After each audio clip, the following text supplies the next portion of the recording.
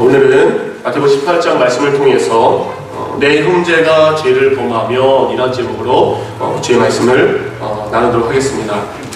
여러분 지금까지 살면서 가장 미운 사람이 누구세요? 공공의 정 말고요. 김일성 믿죠. 김정일도 믿고 김정은도 믿습니다.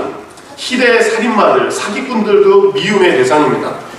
그런 공공의 원수, 공공의 정 말고 여러분이 개인적으로 정말로 보기 싫은 거 아니라 생각하기도 싫은, 생각만 해도 정말 끔찍하게 미워하는 사람이 있어 보셨습니까? 그렇게 미워하는 사람 있나요? 제가 어제와 그제 이제 김동호 목사님 설교를 들었는데 목사님이 이렇게 자주 얘기하시더라고요. 제가 그렇게 생각하기도 싫고 끔찍하게 미워하는 사람이 제가 있었을까요? 없었을까요? 목사님 이런 식으로 항상 중간중간에 하시더라고요. 제가 그렇게 미워하는 사람이 있었을까요? 없었을까요? 예, 여러분이 저를 이제 아시는 분도 있고 잘 제가 모르는 분도 있으니까 저는 있었습니다. 누군가를 그렇게 끔찍하게 미워하고요, 싫어하고 증오한 적도 있었습니다. 여러분 저는 괜찮은 사람이죠. 예, 어차피 제가 누가 착한 사람이라 얘기하더라고요. 예, 저 괜찮고 착한 사람입니다. 제가 아내와 지금 15년 우리 살았죠. 예, 제가 아내와 대판 싸운 적이 한 번 있습니다. 대판 싸운 적 때 제가 분노의 표시로 리모컨을 집어 던진 적은 있어요.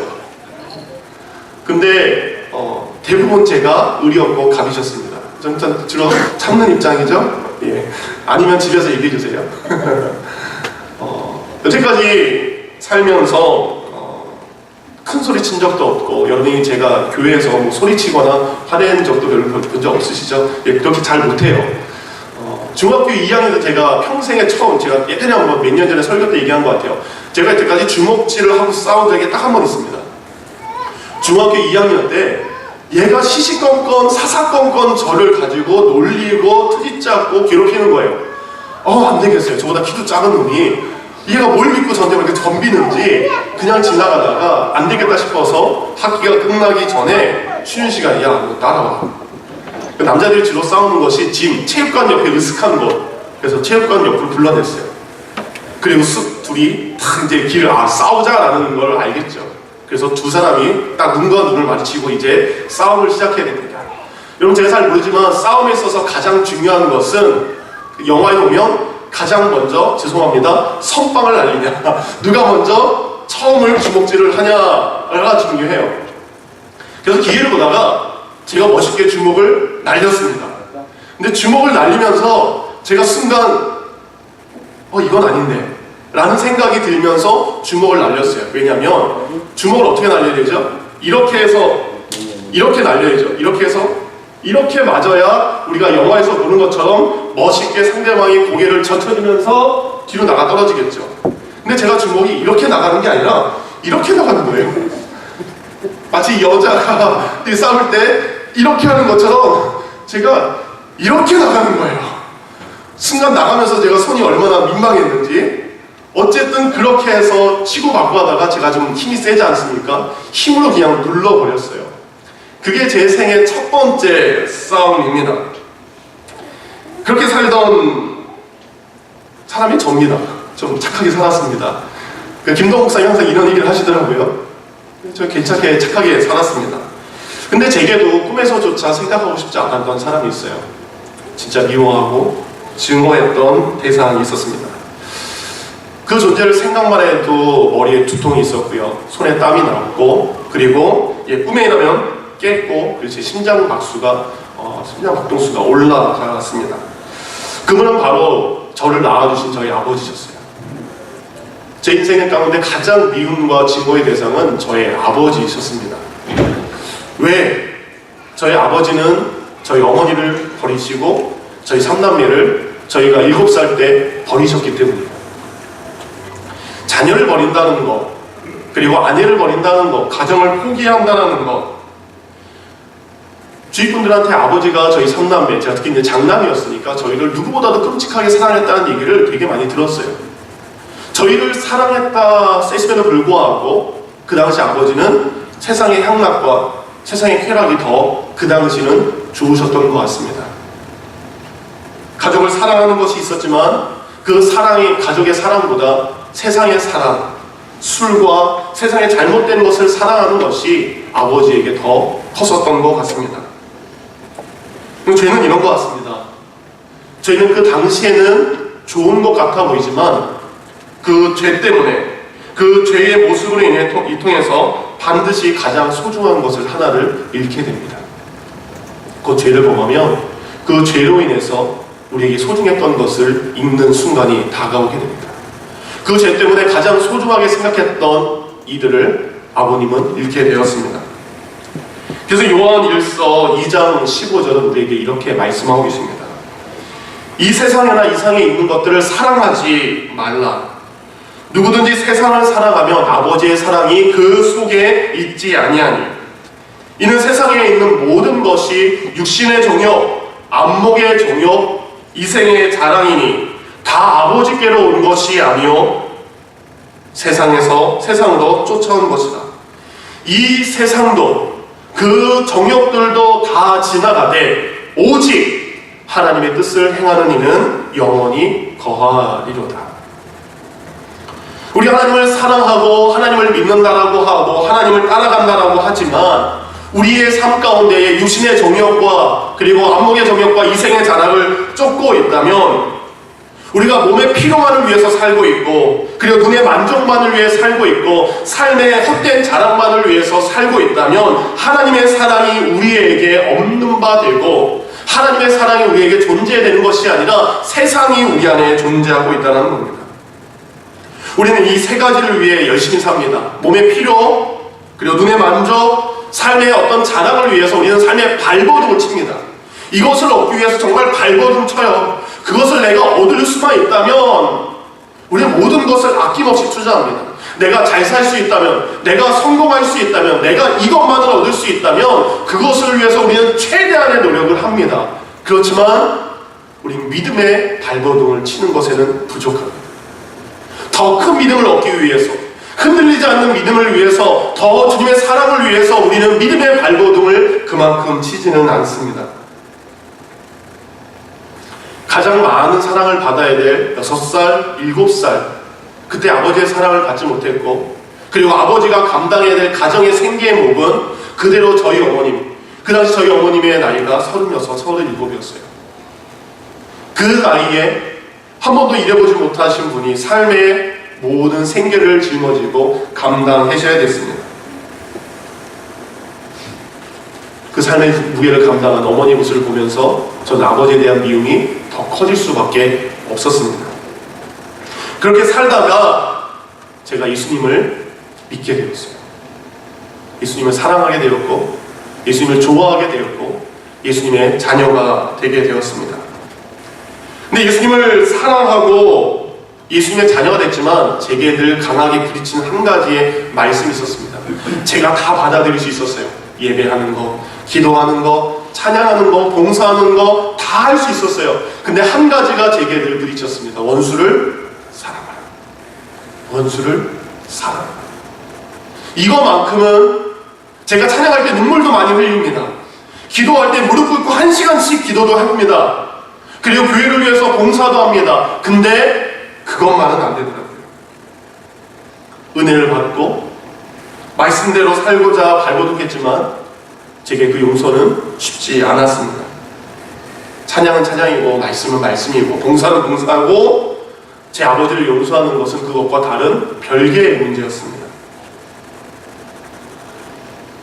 근데 하나님은 저를 포기하지 않으셨습니다. 하나님은 우리를 포기하지 않으십니다. 하나님께서는 서서히 제 마음을 녹여주셨어요. 미워하는 마음에서 생각해도 평안할 수 있는 마음을 주셨습니다. 그분을 생각해도 평안한 마음이 들었는데 그 평안한 마음의 기도가 이제는 몇 년 뒤에는 용서의 기도로 바뀌게 되었습니다. 그리고 그 용서의 기도는 몇 년이 지난 다음에 그분도 저처럼 예수님 믿고 구원받았으면 좋겠습니다라는 구원의 기도까지 아주 오랜 시간 동안 아주 오랜 시간이 걸렸습니다. 하나님께서는 제가 기도한 거에 저는 그 뒤에 하나님 용서합니다, 구원해 주세요 라고 기도한 다음에 저는 잊고 있었어요. 근데 어느 날 하나님은 제차 내가 너의 기도를 듣고 잊고 있지 않았다. 저는 그렇게 기도하고 이제는 내가 용서했으니까 끝, 구원받게 해달라고 했으니까 내가 할 거 다 했다 라고 살아서 10년, 20년, 30년을 살던 어느 날 2009년 봄에 아버지가 계시다는 연락을 받게 됩니다. 그리고 저와 저희 아내와 우리 환희애를 데리고 어느 시골의 병원 중환자실을 가게 되었습니다. 병에 들어서 마른 아버지의 모습, 병에 시달려서 이제는 초라한 모습의 아버지를 보게 되었습니다. 근데 그런데 불구하고 그분의 외모는 초라했고 보잘것없었지만 하나님께서는 제 마음에 은혜를 주셨습니다. 왜냐하면 그분을 딱 처음 만났을 때 아버지께서 제게 한 말, 그 말을 지금도 잊지 못합니다. 제철아, 미안하다. 내가 잘못했다. 아버지는 삶의 과거에 있었던 자신의 잘못을 제게 용서를 구했고, 저 또한 아버지의 그 모습을 통해서 아버지를 용서할 수 있게 되었습니다. 사랑하는 성도님들, 용서는 누가 하는 겁니까? 죄송하지만 저희 아버지는 저의 자신의 죄에 대한 용서의 권한이 없습니다. 아버지를 용서할 수 있는 용서의 권한은 하나님께서 제게 주셨습니다. 때린 사람이 용서해야 됩니까? 맞은 사람이 용서해야 됩니까? 맞은 사람이 용서하는 겁니다. 하나님께서 우리의 삶 가운데 오늘 본문을 통해서 만일 내 형제가 죄를 범하면 이란 제목으로 우리에게 말씀하고 계십니다. 거기에 숫자 4가 되어 있고 그 숫자 4의 각주가 밑에 되어 있습니다. 거기에 보면 내 형제가 내게 죄를 범하면, 어떤 형제가 만일 다른 사람에게 죄를 범하면 이가 아니라 어떤 사람이, 너의 형제가, 너의 아는 사람이 너에게 죄를 범하면 너는 어떻게 할 것이냐라는 것이 오늘 본문의 말씀입니다. 우리는 삶을 살다 보면 누군가가 내게 죄를 범하게 됩니다. 누군가가 나에게 악을 행하기도 합니다. 누군가 나에게 잘못을 행하기도 합니다. 그때 오늘 본문은 우리가 무엇을 해야 되는지 가르쳐 주시는 말씀입니다.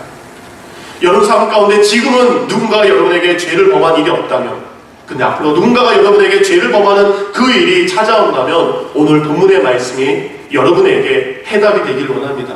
정답이 되기를 원합니다.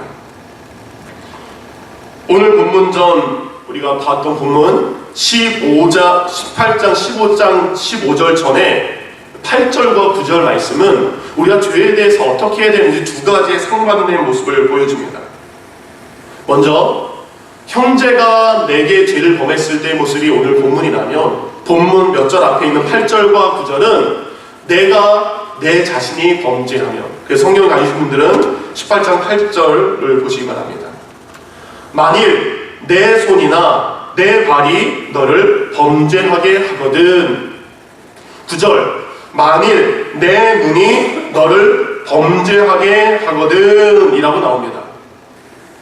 손과 눈과 발이 죄짓게 합니다. 그러니까 죄는 내가 내게 지금 하나님 앞에 죄를 짓는 거예요. 그럼 즉각적인 반응을 바로 말씀하십니다. 그렇게 죄를 지면, 너의 손이 죄를 지면 손 잘라버려. 너의 눈이 죄를 지면 너를 실족하게 하며, 실족은 넘어지게 한다는 겁니다. 하나님 잘 믿는 것이 아니라 하나님 못 믿게 넘어지게 한다면 너의 눈 빼버려. 너의 발이 죄를 범하는 곳을 가고 있다면 그 발 잘라버려. 한 팔이 없고 눈이 없고 다리가 없는 장애인으로서 저 천국에 가는 것이 더 낫다는 거죠. 두 눈, 두 손, 두 발을 가지고 지옥불에 가는 것보다 잃어버리는 아픔이 있다 할지라도 너가 죄를 범하면 즉각적으로 너의 잘못을 회개하고 너의 잘못을 하나님께 구해라.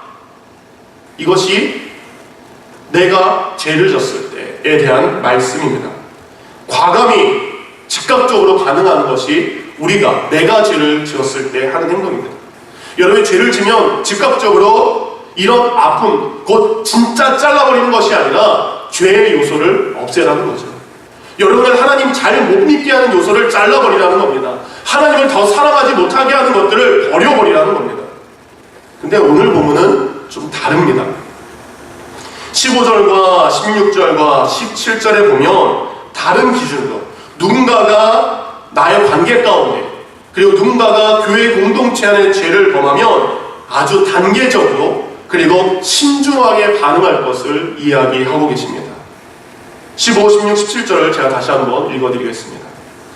내 형제가 죄를 범하거든 가서 첫 번째 단계 너와 그 사람만 상대하여 권고하라. 만일 들으면 내가 내 형제를 얻을 것이요. 두 번째, 만일 듣지 않거든 한두 사람을 데리고 가서 두세 증인의 입으로 날마다 확증하게 하라. 두 번째 단계. 세 번째 단계, 만일 그들의 말도 듣지 않거든 교회에 말해라. 세 번째 단계, 교회 말도 듣지 않거든 네 번째 단계. 이렇게 아주 신중하게 그리고 각각의 단계에 대한 죄인에 대해서 그리고 잘못을 한 이들에 대해서 어떻게 해야 되는지 말씀하고 계십니다. 그 첫 번째 단계입니다. 누군가가 여러분에게 죄를 범하면, 누군가가 교회 공동체 가운데 죄를 범하고 있다면 첫 번째는 그 사람과만 상대하라. 그 사람과 1대1로 만나라. 누군가가 여러분에게 죄를 범했고 잘못한다면 그 사람의 죄에 대해서 다른 사람들에게 떠벌리고 다니지 말고 다른 사람들에게 그 사람의 죄에 대해서 들춰내지 말고 먼저는 너와 그 사람 단 둘이 먼저 만나라. 근데 우리는 그렇지 않습니다. 누군가가 나에게 잘못을 하면 그 사람을 제외한 그 사람 주변에 있는 모든 사람들을 우리가 찾아가요. 그리고 그 사람의 잘못에 대해서 이야기합니다. 왜? 나는 맞고 저 인간이 틀렸어. 나는 나대로 잘했는데 저 인간이 잘못했어. 그래서 나는 괜찮은 사람이고 저 사람은 못된 사람이야 라고 우리는 이야기하게 됩니다. 그렇다 보니까 말하는 과정에서 과장할 거는 더 과장하고 자기에게 불리한 것은 왜곡시키고 말하지 않는 것이 우리의 모습이에요. 성경은 그렇게 하지 말라고 이야기하십니다. 누군가 여러분에게 죄를 범하면 다른 사람에게 찾아가지 마시고 여러분을 힘들게 한 그 사람, 여러분에게 죄를 범한 그 사람과 1대1로 만나기 바랍니다. 레위기 19장 16절 너는 내 백성 중에 돌아다니며 사람을 비방하지 말며 내 이웃의 피를 흘려 이익을 도모하지 말라. 나는 여호와이다. 사람이 죄를 범하면 네가 그것을 가지고 내 백성들에게 돌아다니면서 수군 비방하지 말아라. 그리고 내 이웃의 피, 내 이웃의 잘못을 들춰내서 너의 정당, 너의 합리화를 위해서 사용하지 말라. 그 성경은 이웃과 그 사람과의 관계가 아니라 나와 그와의 관계에 있어서 발생된 문제이기 때문에 둘이 먼저 흘라고 이야기하십니다. 다윗은 억울한 일을 참 많이 당했습니다. 사울에게 정말 억울하고 분한 일을 정말로 많이 당했습니다. 근데 그는 이런 고백을 했어요. 나와 그 사이에 하나님이 계신다.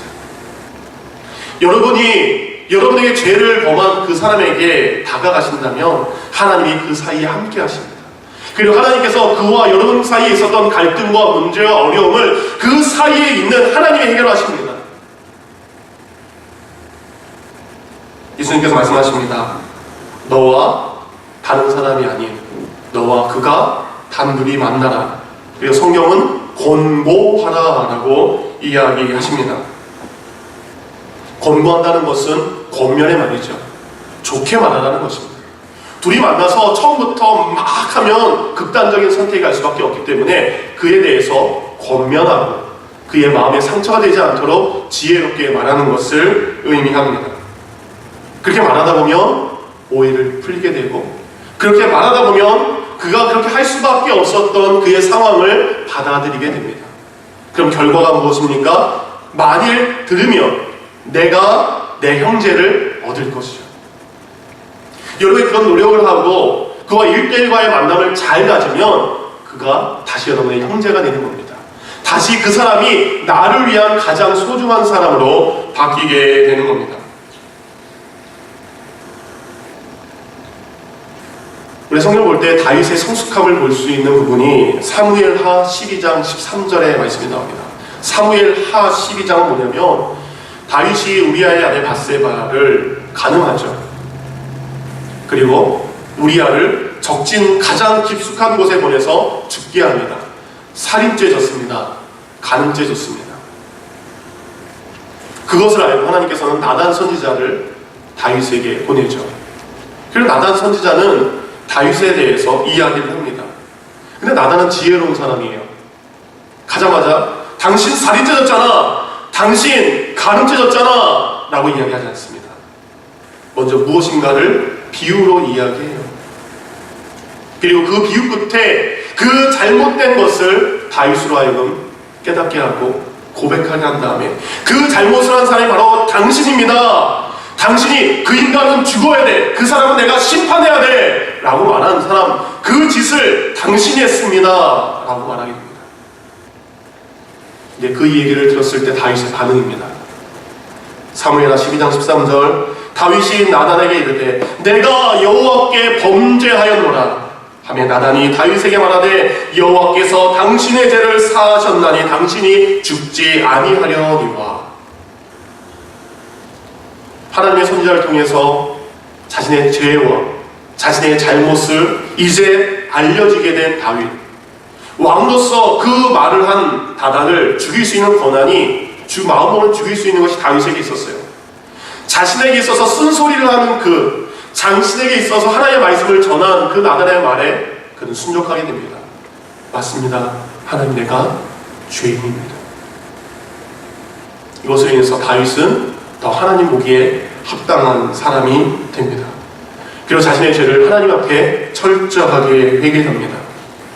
누군가가 만일 여러분에게 죄를 범한다면, 그리고 여러분이 만일 누군가에게 죄를 범했다면, 그 누군가 여러분에게 찾아와서 여러분을 권고한다면, 하나님의 말씀으로 당신은 이러한 것이 하나님 앞에 잘못입니다라고 이야기한다면 먼저 내가 주님 앞에 나의 잘못을 시인할 수 있는 용기가 있기를 원합니다. 그리고 여러분이 용서할 수 있는 사람이라면 다른 누군가가 아니라 그 사람과의 관계에 있어서 먼저 풀려고 하는 노력이 우리에게 먼저 수발되기를 원합니다. 그러면 그도 얻고 나도 얻고 하나님의 자녀가 온전히 하나 되는 역사가 일어나게 됩니다. 두 번째 단계, 그렇게 해서 해결이 됐으면 참 좋은데 해결이 되지 않은 것 같습니다.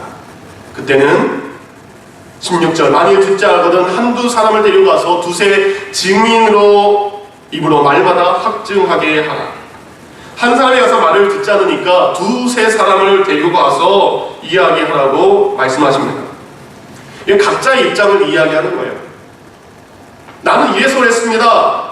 그리고 이 사람은 나는 이래서 그랬습니다. 각자의 이야기를 하는 바람에 어떤 의견의 통일이 없습니다. 서로 자신의 것들을 주장하고 있는 상태라면 거기서 하나 되지 못했다면 이제 두세 사람을 데리고 가서 증인으로 삼으라는 겁니다.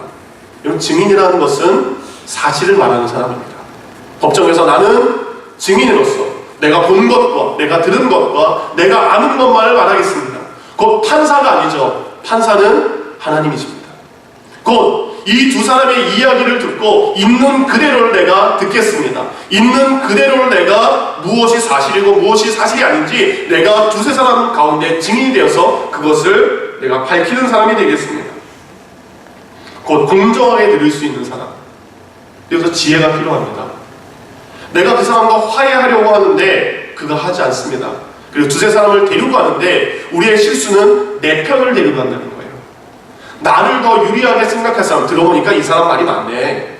들어보니까 당신이 잘못했네. 나를 맞다고 해줄 사람을 데리고 가는 것이 아니라 공정하게 그 일에 대해서 판단할 수 있는, 공정하게 그 일에 대해서 결정할 수 있는, 듣고 분별할 수 있는 사람을 데리고 가야 됩니다.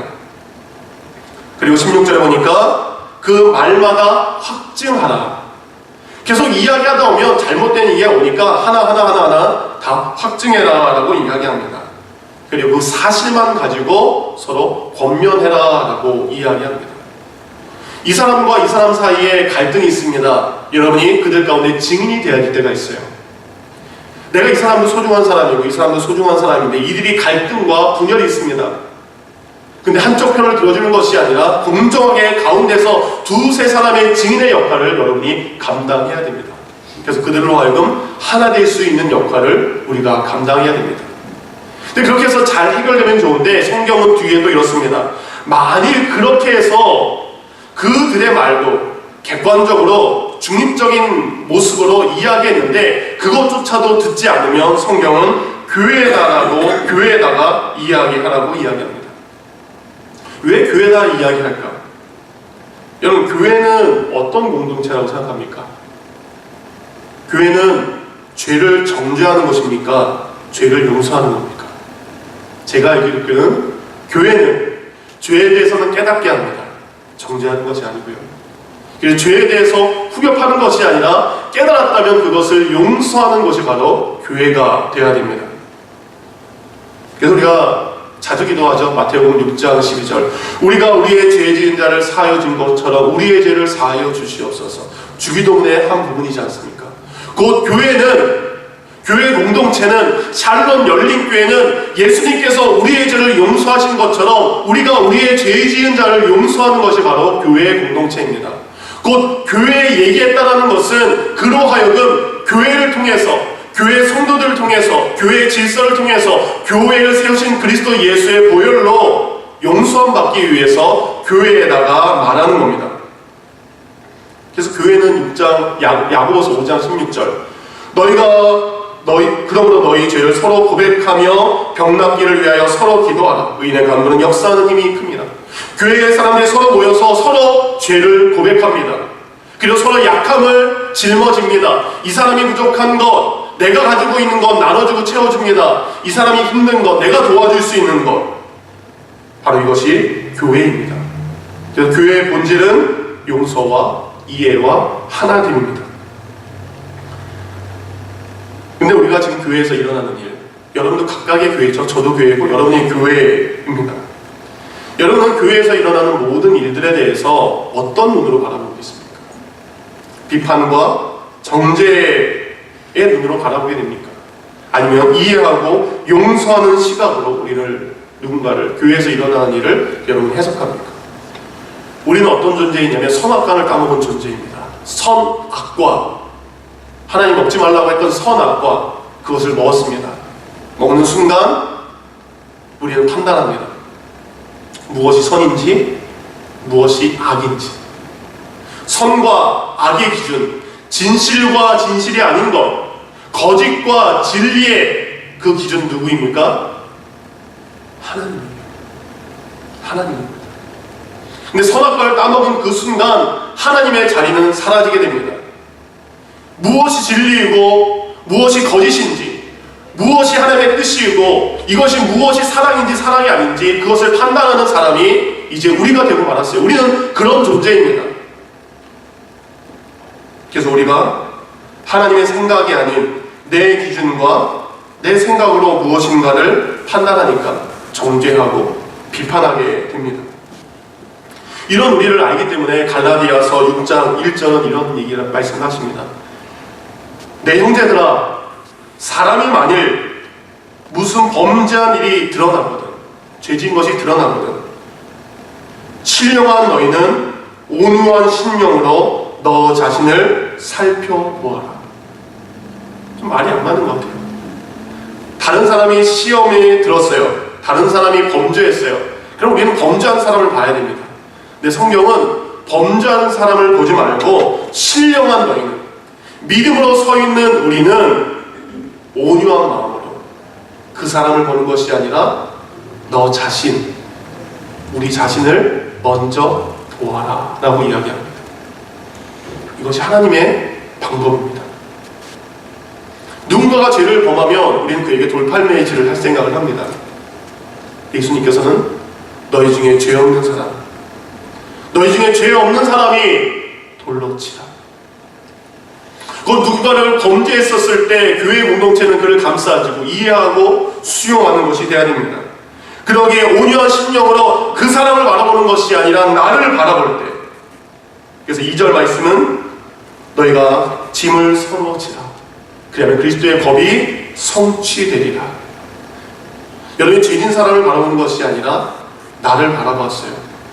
나를 바라보니까 온유한 심령으로 그를 이해하게 됩니다. 그에게 짐이 있었던 거예요. 그가 감당할 수 없는 짐이 있었던 겁니다. 연약했던 겁니다. 그리고 여러분 그의 짐을 나눠지게 된 겁니다. 그러면 그곳에 그리스도의 법, 곧 사랑의 법이 이루어지는 겁니다. 예수님께서 우리에게 내가 너희를 사랑했던 것처럼 너희도 사랑하라. 그 사랑의 법이 죄 지은 사람을 바라보는 것이 아니라 죄 지은 그를 긍휼하게 바라보는 우리의 마음이 있고, 그리고 연약함으로 지은 그 사람을 우리가 짐을 감당할 때에 그 안에 바로 하나님의 사랑의 법이 이루어진다라고 말씀하고 계십니다. 교회에 말한다는 것은 그가 교회에 들어와서 하나님의 말씀으로 하나님의 뜻으로 자신의 죄를 깨닫고 알아서 다시 한번 돌이키기 위함입니다.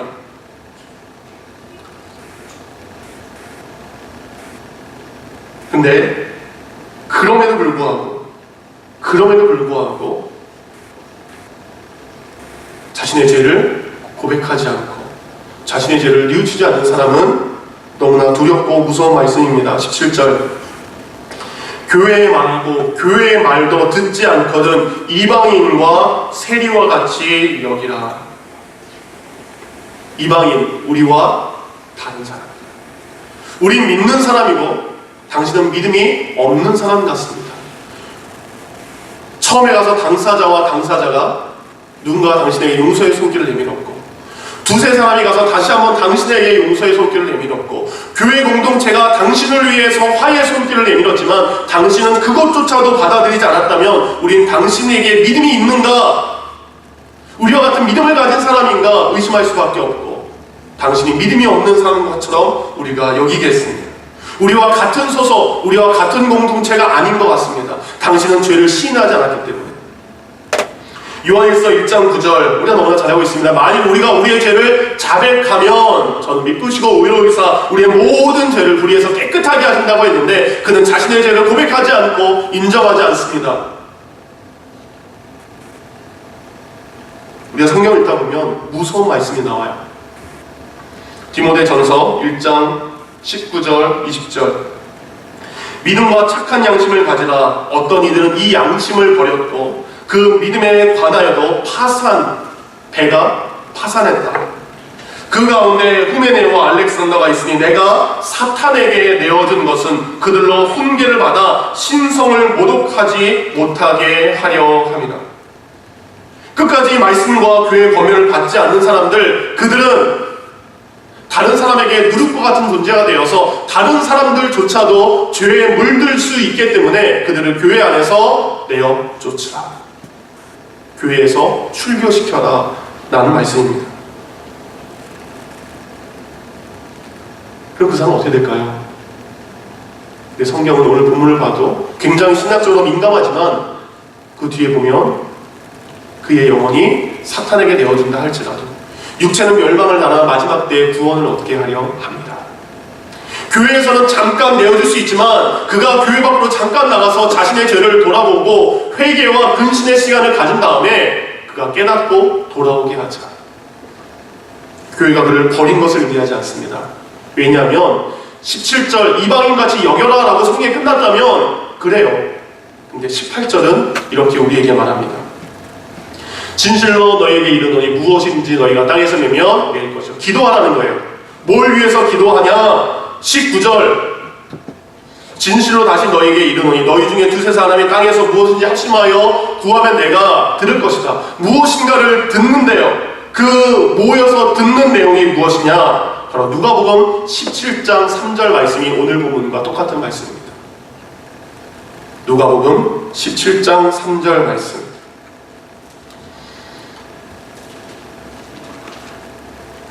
너희가 스스로 조심하라. 만일 내 형제가 죄를 범하거든 경고하고 회개하거든 용서하라. 만일 하루에 7번이라도 내게 죄를 짓고 7번 내게 돌아와 내게 회개하러 하거든 너는 용서하라 하시니라. 교회 공동체는 그가 교회 밖으로 나갔다고 해서 출교시켰다 해서 끝나는 것이 아닌 거죠. 너 지옥 가 이게 아니에요.